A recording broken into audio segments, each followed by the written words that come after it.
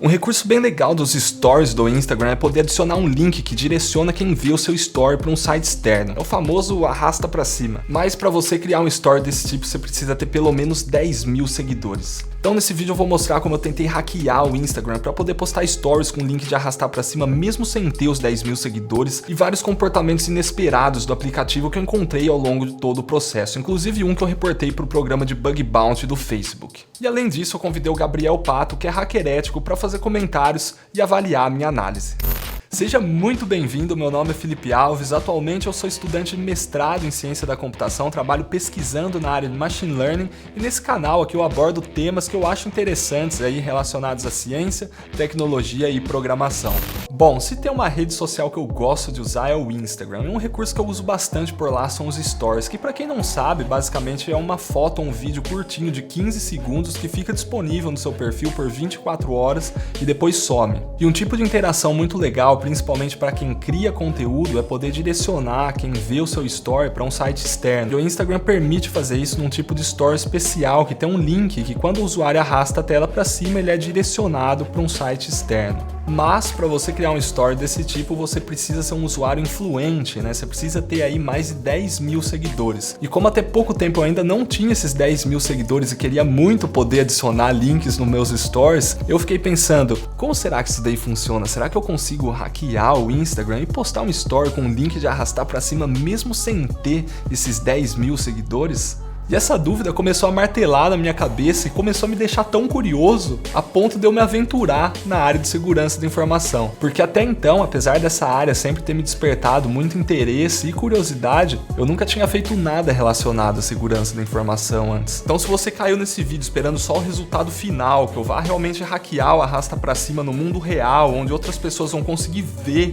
e usar o seu link, eu já vou dar o spoiler aqui para respeitar o seu tempo, para você não precisar assistir o vídeo inteiro e descobrir só lá no final que isso não rolou. Mas se você curte tecnologia e essa área de segurança da informação, garanto que você vai gostar de ver todo esse processo e vai ficar no mínimo curioso com algumas coisas que eu encontrei aí no caminho. Para ter a visão de um especialista da área de segurança da informação, convidei o meu brother aqui do YouTube, que é hacker ético, para fazer comentários, dar dicas, sugerir coisas e a gente ter a visão de um profissional da área. Ninguém mais, ninguém menos do que Gabriel Pato. Fala Felipe, fala galera, pô, que honra estar aqui, cara, muito obrigado pelo convite, gosto muito do seu conteúdo, sempre um prazer trocar essa ideia com você. Pra quem não me conhece, eu sou Gabriel Pato, eu sou hacker ético, eu trabalho aí caçando vulnerabilidades em empresas por aí, e eu tenho um canal aqui no YouTube também, onde eu divido um pouquinho desse meu universo de hacking e de tecnologia como um todo. Pato, valeu demais por ter topado o convite, mano, pra mim é uma honra de verdade receber você aqui. Então vamos começar primeiro entendendo algumas coisas e como configurar as ferramentas que vão ser usadas aí ao longo de todo o processo. Inclusive no vídeo do Pato que ele mostra como fazer o client do Instagram voltar a exibir a quantidade de curtidas nas fotos, nesse vídeo ele mostra todo o processo de configuração dessas ferramentas. Mas para o conteúdo desse vídeo aqui não ficar uma coisa desconexa, eu vou mostrar de novo todo esse processo de configuração e os problemas que vão aparecendo aí ao longo do caminho. Então a primeira coisa que é importante entender, caso você não saiba, é que o Instagram funciona baseado num esquema de troca de mensagens entre o aplicativo que roda no seu celular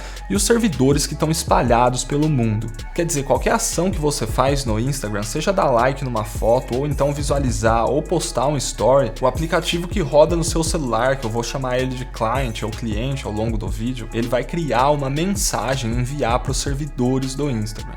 Essa mensagem é chamada de requisição ou request. Quando essa mensagem chega no server, ele vai ler, interpretar, validar ela e executar alguma ação com base no que estava sendo pedido. Então o server cria outra mensagem de resposta, também chamada de response, que vai ser enviado de volta lá para o nosso cliente. Isso que eu acabei de explicar basicamente é o jeito que o protocolo HTTP funciona, que é esse esquema de troca de mensagens entre uma aplicação cliente e um servidor. Bom, então entendido esse mecanismo de troca de mensagens entre o client e o server, o que a gente quer é ter uma forma de poder ver e manipular tanto as requests que o client está enviando para o server, quanto as responses que o server está enviando de volta para o client.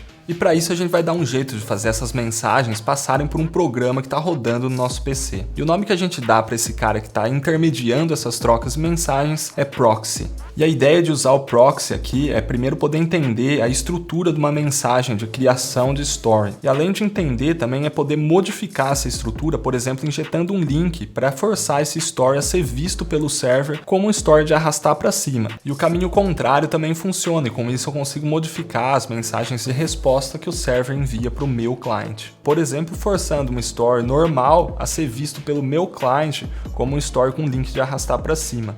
Bom, então para configurar o proxy é bem simples. Eu baixei aqui no meu PC um programa chamado Charles Proxy e deixei ele rodando aqui na porta 8080 dessa máquina. E abrindo aqui as configurações de rede do meu celular, eu clico aqui em avançado, aqui em proxy eu troco esse nenhum para manual e aponto aqui para o endereço de IP e porta da máquina que o Charles está rodando aqui na minha rede local. Agora todas as mensagens que passam pelo nosso celular, independentemente do cliente, pode ser o cliente do Instagram, o WhatsApp, o navegador, enfim, todas as mensagens vão passar pelo Charles, que é a nossa aplicação de proxy. Bom, então bora abrir o Instagram e ver se o Charles está conseguindo interceptar essas mensagens. Se liga no que está acontecendo aqui, elas estão aparecendo como unknown, isso quer dizer que por algum motivo o Charles não consegue reconhecer o conteúdo delas. E olhando aqui para o painel central tem umas mensagens um tanto quanto intimidadoras aparecendo, uma aqui falando sobre uma falha na etapa de handshake e a outra falando que nossa aplicação precisa confiar no certificado raiz do Charles. Te assustei aí com o barulhinho de suspense, mas não precisa ficar com medo não. O motivo dessas mensagens é que ao invés de HTTP, o Instagram usa o HTTPS para fazer a comunicação entre o cliente e o servidor. A diferença entre eles é que no HTTPS as mensagens estão criptografadas. Isso quer dizer que ninguém no meio do caminho vai conseguir ver ou alterar o conteúdo dessas mensagens. E para isso ser possível, o cliente precisa ter certeza que as trocas de mensagens estão ocorrendo realmente com o servidor e não com alguém mal intencionado. Então, antes de qualquer troca de mensagens efetiva entre o cliente e o servidor, o server vai enviar um certificado para o cliente. São os famosos certificados SSL. E o papel desses caras é garantir a identidade do servidor, ou seja, que o servidor é quem realmente está dizendo ser e não alguém mal intencionado querendo se passar pelo server. Quando o cliente recebe esse certificado, ele vai fazer uma validação e se ele for realmente autêntico, se o cliente realmente confiar nesse certificado, aí sim as trocas de mensagens com o server vão começar. Então nessa etapa, o cliente e o servidor estão meio que entrando num acordo e por isso que o nome dela é handshake ou aperto de mãos. E se você lembrar, o Charles estava acusando o problema exatamente nessa etapa. E você percebeu que o que eu estou fazendo aqui com o proxy é exatamente o problema que os certificados tentam resolver, que é evitar que alguém não confiável fique no meio da troca de mensagens entre o cliente e o servidor? Todo esse mecanismo de segurança do HTTPS é baseado na confiança em quem assina esses certificados SSL. Apesar de qualquer um poder assinar um certificado SSL, os clientes confiam nos certificados que são assinados por entidades conhecidas na internet, que são as Certificate Authorities ou autoridades de certificação. Como o Charles não é uma autoridade de certificação e para ele se comunicar com o cliente, ele vai enviar um certificado que foi assinado por ele mesmo, eu preciso explicitamente falar para o cliente confiar nesse certificado. E para eu fazer isso, basicamente eu salvei esse certificado no meu PC, transferi ele para o celular e instalei ele. Então já era, agora o Android confia no certificado que o Charles envia para ele e com isso o proxy consegue ter acesso ao conteúdo do tráfego criptografado que ele está interceptando do meu Android. Então se liga só o que está acontecendo com as mensagens. O Charles consegue interceptar algum tráfego criptografado, por exemplo aqui o HTTPS do Google, mas se liga só o que está acontecendo aqui com o Insta. As mensagens ainda estão como unknown.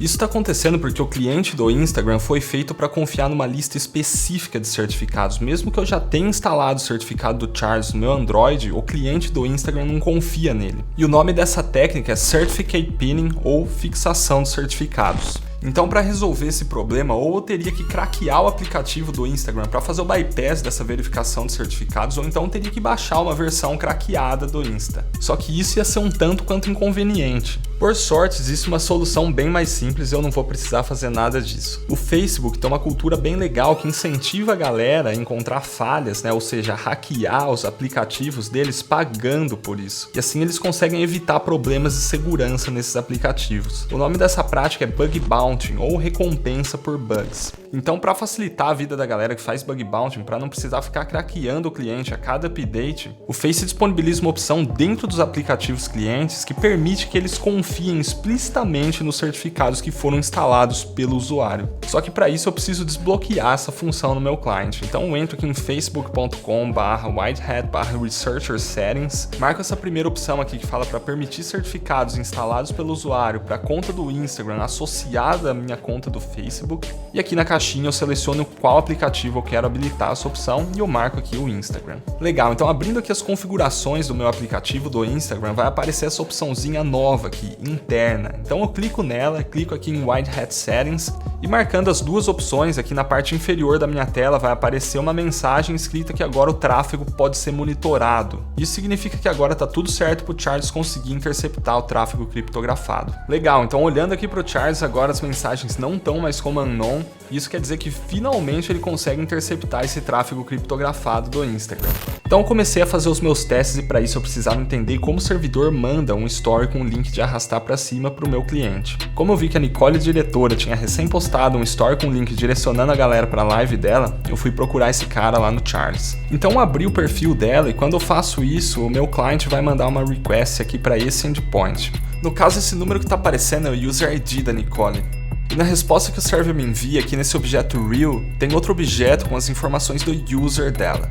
Mas o que eu estou realmente procurando são as informações dos stories que ela postou, que estão aqui dentro desse array items. Então eu expando esse cara e aqui eu tenho esses 10 itens. Cada item aqui no caso é um story que ela postou. No caso aquele story que tem o link de arrasta para cima para a live dela é esse 9º story. E depois de comparar os campos desse cara com os de um story normal sem o link de arrastar para cima, eu vi que ele tem algumas coisas diferentes. Por exemplo, esse campo add action, esse link text e esse outro array, Story CDA. Então eu expandi o Story CDA e vi que o link para a live dela estava aqui nesse campo Web URI. Para não perder essas informações, eu salvei a estrutura dessa response num arquivo de texto aqui no meu PC, porque daqui a pouco eu vou usar ela.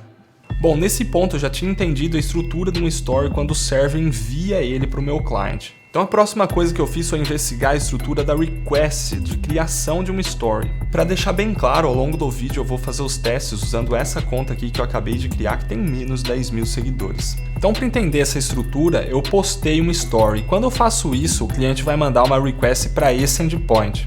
E essa daqui é a estrutura da request de criação de story que eu estava procurando. Meu objetivo aqui era investigar se nessa request tinha algum parâmetro específico de um story com um link de arrastar para cima, tipo aquele web URI, que eu pudesse mudar ele e fazer essa request ser vista lá pelo server como uma request de criação de um story com um link de arrastar para cima. Mas eu vi que não tinha nada desse tipo na request, então mandei ela para o server sem mexer em nada, do jeito que o cliente cria. Já a resposta que o server está enviando para o meu cliente, só para fazer um teste e mostrar aqui no vídeo, eu vou editar ela. Então eu peguei aquele arquivo de texto que tinha as informações do story com o link de arrastar para cima da Nicole, troquei o web URI para apontar para o meu site ao invés de apontar para a live dela, copiei esses 3 campos aqui específicos de story com o link de arrastar para cima, injetei lá na resposta que o proxy estava interceptando e mandei executar. E olha só que interessante, o story que eu acabei de criar tem esse íconezinho de link, que quando eu clico nele eu sou direcionado para o meu site. Reparou o que eu acabei de fazer? Eu acabei de criar uma story com arrasta para cima numa conta que tem menos 10 mil seguidores. Então quer dizer que eu consegui, era só fazer isso? Na verdade, não. Para o meu objetivo, que era que outras pessoas pudessem ver e usar o link desse story, o que eu acabei de fazer aqui é meio inútil. Por exemplo, se eu entrar com outra conta e procurar esse cara, ele vai ser visto como um story normal, sem arrasta para cima. E isso acontece porque quando ele foi criado, o server registrou ele como um story normal, e por isso que sempre que alguém pede para visualizar esse cara, o servidor vai responder com um story normal. Então eu precisava dar um jeito de registrar esse story no servidor com o link, e aí sim, sempre que alguém pedisse para visualizar ele, o servidor responderia com um story com arrasta para cima. Só que para eu fazer isso eu precisava entender como o cliente de alguém que tem mais 10 mil seguidores envia a requisição de criação de um story com arrasta para cima lá para o servidor. Eu já sabia que a galera que tem mais 10 mil seguidores vincula os links aqui nesse íconezinho de URL. E no cliente deles vai aparecer essa opção aqui, link da web. Só que como eu tinha menos 10k, isso não aparecia no meu cliente. Eu estava suspeitando que essa opção era habilitada no lado do cliente, ou seja, se eu mexesse de alguma forma nas respostas que o servidor estava me enviando, eu conseguiria liberar ela. Então eu fui investigar isso. Esse íconezinho dos URLs aparece quando eu adiciono alguma foto no meu story. Quando eu faço isso, meu cliente vai criar essas duas requests. A primeira é para esse endpoint aqui, e a resposta não tem nada muito útil para mim. Já a segunda é para esse outro endpoint, e nas respostas tem algumas coisas interessantes. Esse cara aqui tem vários campos booleanos que parecem ser as configurações das opções que estão aparecendo aqui na minha interface. O que me chamou a atenção foi esse carinha aqui, swipe up URLs, que está setado para false. Aí eu já pensei, bom, é só mudar esse cara para true e aí a opção de link da web vai aparecer lá no meu cliente. Então foi isso que eu fiz, criei um breakpoint aqui e na resposta eu editei esse cara mudando o swipe up URL else para true. Só que quando eu fui ver no meu client, isso não funcionou. Para verificar se minha intuição estava certa, eu troquei a única opção que estava aparecendo como true, que é o Felix Links aqui, para false. E a única opção que estava aparecendo na minha interface, que era os links para os vídeos do IGTV, realmente sumiu. Então quer dizer que fazia sentido isso que eu estava pensando, mas o que provavelmente está acontecendo aqui é que o cliente deve estar olhando para as informações da conta que eu estou logado para fazer algum tipo de validação, tipo olhando para a quantidade de seguidores que eu tenho. Então para tentar escapar dessas validações que o cliente estava fazendo, eu pensei, será que eu consigo enganar o cliente na hora que eu faço o login e me passar por outro usuário? Então a minha estratégia aqui foi a seguinte, eu vou logar na minha conta normalmente com as minhas credenciais, com o meu login e senha, só que eu vou editar a resposta que o server está mandando para o cliente. E eu vou trocar o meu user ID pelo user ID de algum outro usuário que tem mais de 10k. Já que eu tenho visto bastante os vídeos do Polado aqui no YouTube ultimamente... Oi pessoal, tudo bem? Sou eu, Mr. Polado Full. Eu vou enganar o meu cliente me passando por ele. Então para eu enganar o cliente eu preciso descobrir o user ID da conta dele. Podia usar o proxy para isso, mas só para mostrar um jeito diferente aqui no vídeo eu vou usar a versão web do Insta. Entrando aqui no perfil dele, digitando interrogação _ a igual a 1, o Insta Web me responde com um objeto JSON contendo todas as informações que ele usa para popular a interface. E tá aqui o que eu estava procurando, que é o user ID do Polado. Então eu copio ele e aqui no proxy eu troco o meu user ID, que está aqui nesse parâmetro PK, pelo user ID do usuário que eu quero me passar e mando executar. E olha só o que aconteceu quando eu loguei, o meu feed fica todo populado com as fotos e com as informações dele. Quer dizer, para o meu aplicativo, eu loguei na conta do Polado. E assim, eu fiquei bem em choque quando eu vi isso. Até esperava que o comportamento de algumas funcionalidades da interface fosse realmente mudar, mas não que isso fosse algo visível e que meu feed fosse ficar populado com as fotos e com as informações dele. E aí eu pensei, cara, e se der pra fazer mais coisa? E lembrei da treta dele com o Felipe Neto. Tinha lançado aquela promoção do concurso da Mansão Neto. Isso, aquela que você tinha que ligar pra concorrer à chance de ir na Mansão Neto. Fazer o quê, né? Andar pular de rapel. Sei lá que porra vai fazer na Mansão Neto, meu irmão. Eu fiz uma crítica. Inclusive, a CONAR, Conselho Nacional de Autorregulamentação Publicitária, puniu o Felipe Neto alegando que a promoção continha apelos imperativos impróprios para menores de idade. Ambos os vídeos, tanto que ele anuncia a promoção, como dos fãs que visitaram a casa dele, foram deletados. E depois que esses vídeos foram deletados, o Polado postou essa foto aqui, tipo, tirando um bloquinho de uma torre de Jenga, como se o bloquinho fosse o vídeo. E aí eu pensei, o que será que acontece se eu comentar numa foto do Felipe Neto? Opa, encontrei esse vídeo aqui de um cara, eu peguei e joguei no rio. E mano, se liga nisso, ele deixou eu fazer o comentário, cara. Meu amigo, eu tirei o bloco de madeira da torre lá. Eu não lembro de ter tirado da tua testa, não. Bizarro ele deixar eu fazer os comentários, né? Na hora que eu vi isso, eu fiquei mais em choque ainda. E aí me deu um lapso de segundo de maldade, tipo naquele episódio Family Guy que aparece só o diabinho no ombro do Peter. I don't know. Hey, where's the other guy?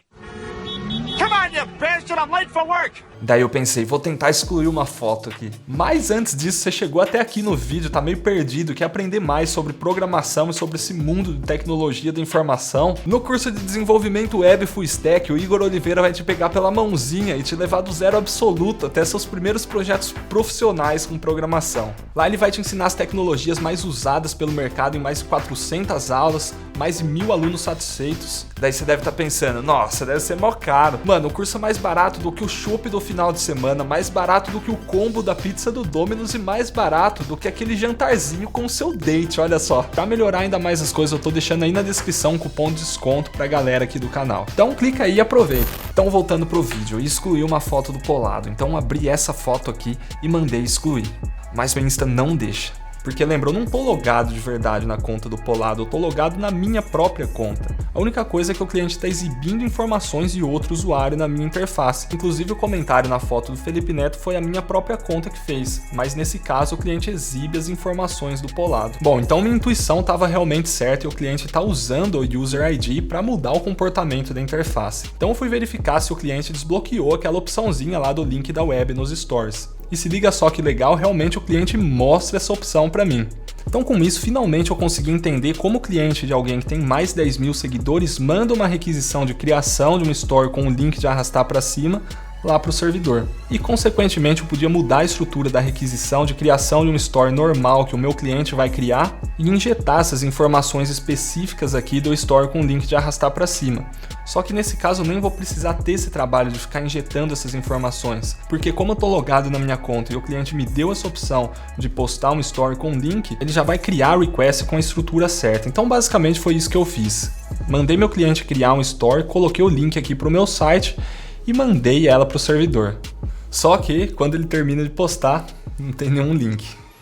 Antes que você me pergunte, eu tentei fazer um monte de testes, tentei deslogar dessa conta que está com o ID trocado e logar normalmente e depois injetar esses campos específicos do Store com link na requisição de criação lá do Store, só que não rolou. Também tentei fazer um hash do corpo da requisição e colocar nesse Signature Body, que parece que é essa a função dele, também não rolou. Só que mesmo assim eu ainda não tinha me dado por vencido e fui olhar lá como que o link de arrasta para cima para os ISOs do IGTV estava funcionando para ver se eu conseguia mudar ele de alguma forma e colocar um link pro meu site ali. Pra ser sincero, eu já fui meio desesperançoso, e daí a hora que eu vi que ele tá usando na verdade o ID dos IDs, aí acabou de vez, porque é muito pouco provável que eu vou injetar um link ali e vai funcionar. Só que se você tá ligado como o Insta funciona, você deve ter percebido um negócio meio curioso aqui na hora que eu abri os IDs do IGTV da conta do Polado.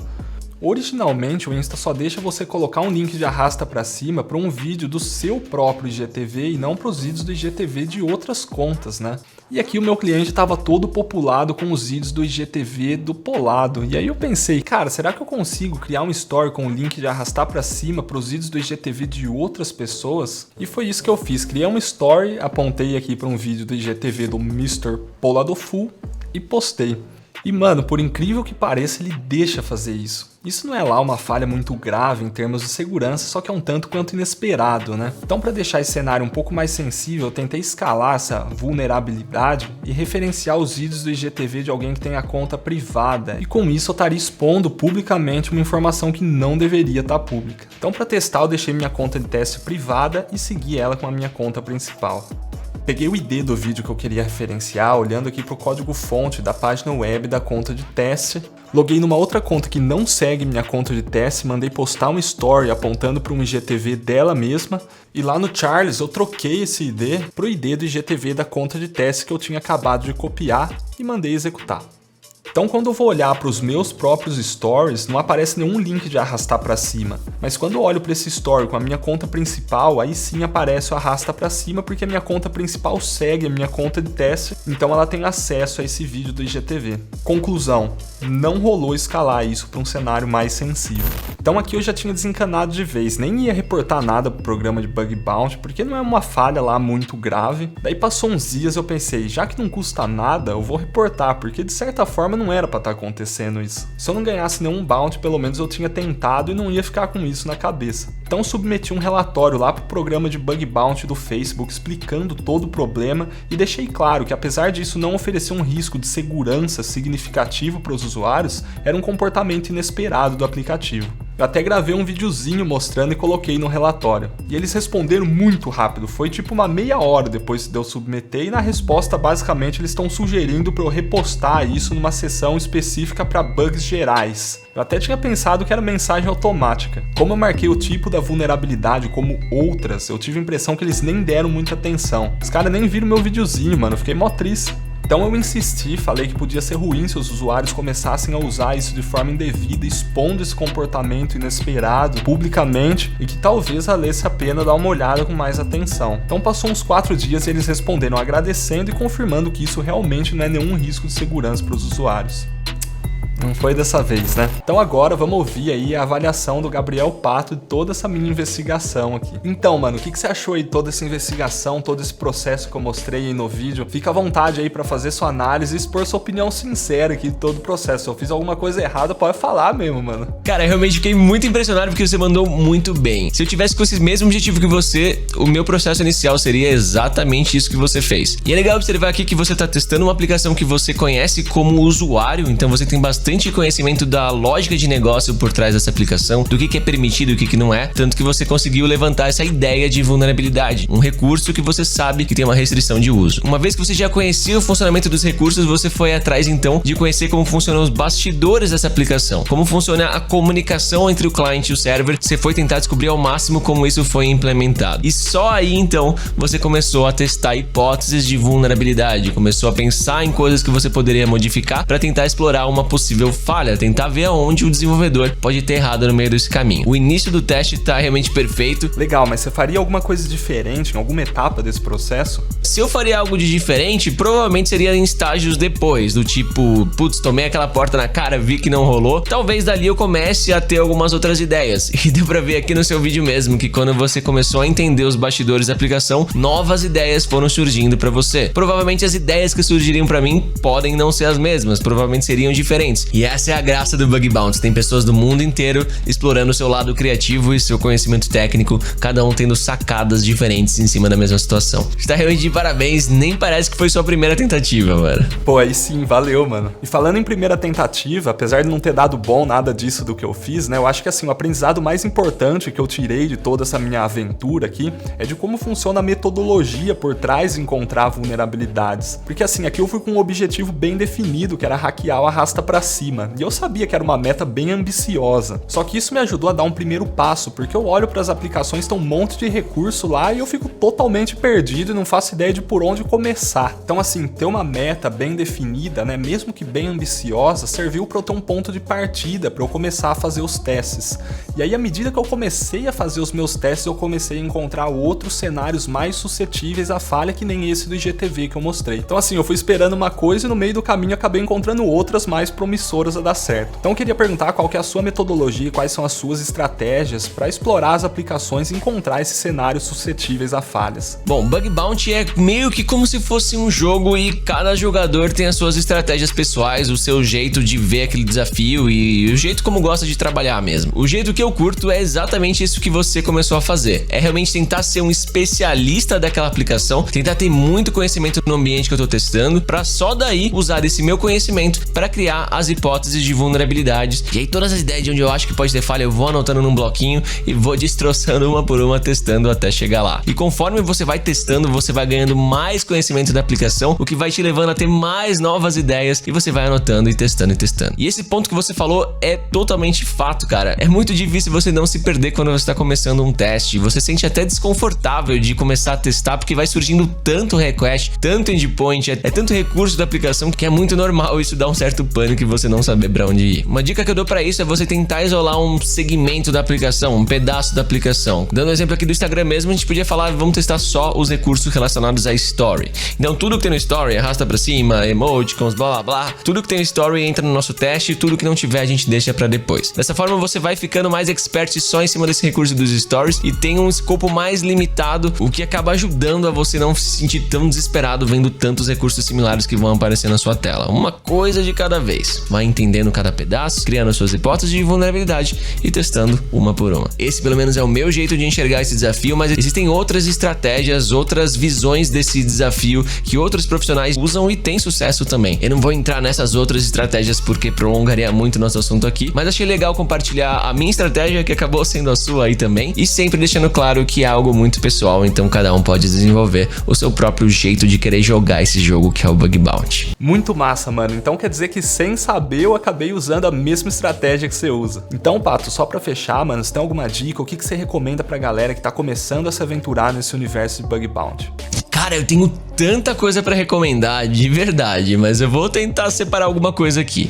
Acho que eu vou começar pelo lado emocional e dizer que você tem que ir com muita calma e sem grandes expectativas, porque as empresas que estão fazendo Bug Bounty, elas estão no nível máximo de maturidade em segurança da informação e tem gente do mundo inteiro fuzilando o teste nesses caras. Prepara o seu psicológico e o desafio é brabo. É extremamente recompensador, é muito gostoso, mas é punk. Principalmente pra galera que tá começando, então já sai dos estudos iniciais pra tentar um desafio desses e sem nunca ter achado grandes falhas por aí, você se sente um pouco mal pelo tempo que leva pra você começar a ver tudo funcionar e a pegar a manha das coisas, mas vai com calma que você chega lá. Acho que a outra dica mais de ouro que eu costumo compartilhar com a galera é que existe uma grande diferença entre simplesmente aprender as técnicas de vulnerabilidade e ver elas na prática acontecendo nesses serviços que têm a maturidade de segurança tão elevada. Existe um papel muito importante da criatividade nesse meio desse processo. Você tendo conhecimento conhecimento das técnicas, você tem que olhar de um jeito criativo para aquela aplicação que você está testando e começar a sacar que tipo de situação ali você consegue formular hipóteses de vulnerabilidade para você testar. Muitas das falhas não tão óbvias ali e requer um certo conjunto de falhas para que de fato uma vulnerabilidade seja encontrada e aconteça ali. E para treinar esse olhar criativo, eu recomendo muito que a galera veja situações reais de falhas que aconteceram em outros programas de bug bounty, que foram relatadas e foram corrigidas pelas empresas. E uma ótima fonte desse tipo de conteúdo são chamados write-ups, que costumam ser posts feitos pelos pesquisadores de segurança que descobriram falhas, relatando todo o processo que ele passou para identificar aquela vulnerabilidade até ter reportado para a empresa. Então, vendo como isso acontece na prática, pelos relatos desses pesquisadores, pode ser uma grande fonte de inspiração, pode ser que te ajude a começar a ter uma visão criativa que vai te ajudar a criar essas hipóteses de vulnerabilidade em aplicações tão complexas como essas que tem bug bounty por aí. Putz, dica valiosíssima, mano. Já vou procurar uns write-ups aqui e começar a ler. Cara, valeu por ter participado, valeu pelas dicas, tenho certeza que vai ajudar muita gente. Foi uma honra te receber aqui. Valeu, Felipe, valeu, galera. Fiquei muito feliz de te ver aí se aventurando em bug bounty e tenho muita certeza que muito em breve a gente vai estar vendo aí a sua primeira falha remunerada saindo. Aí sim, tomara. Valeu, Pato, abração, tamo junto, mano. Foi um prazer participar e a gente se vê numa próxima. Então é isso, estamos chegando no final. Espero que você tenha curtido esse vídeo, porque eu me empolguei muito explorando um pouco desse universo de segurança da informação, encontrando esses comportamentos malucos aí do Insta. Mais uma vez quero agradecer a participação do Gabriel Pato, falar que foi um prazer receber você aqui, mano. E pra quem não conhece, apesar de ser pouco provável, eu tô deixando o canal dele aí na descrição, dá uma passada lá, porque se você gostou do conteúdo desse vídeo aqui, vocês vão pirar no conteúdo que o Pato produz lá no canal dele. E me conta aí nos comentários se você já se aventurou nesse universo de bug bounty. Se a resposta for sim, me conta aí qual falha você reportou e quanto você ganhou por essa falha. E se a resposta for não, me deixa aí um feedback se esse vídeo serviu de motivação para você começar a dar seus primeiros passos. Se você quiser trocar uma ideia mais direta comigo, manda uma DM lá no Insta e entra no nosso server do Discord, que tá aí na descrição, demorou? Se você curtiu, não esquece de deixar o gostei, se inscreve, ativa as notificações. Se puder, compartilha com a galera, porque isso me incentiva bastante a continuar produzindo conteúdo legal aqui pra vocês. Então é isso, vou ficando por aqui, falou, valeu e até o próximo vídeo.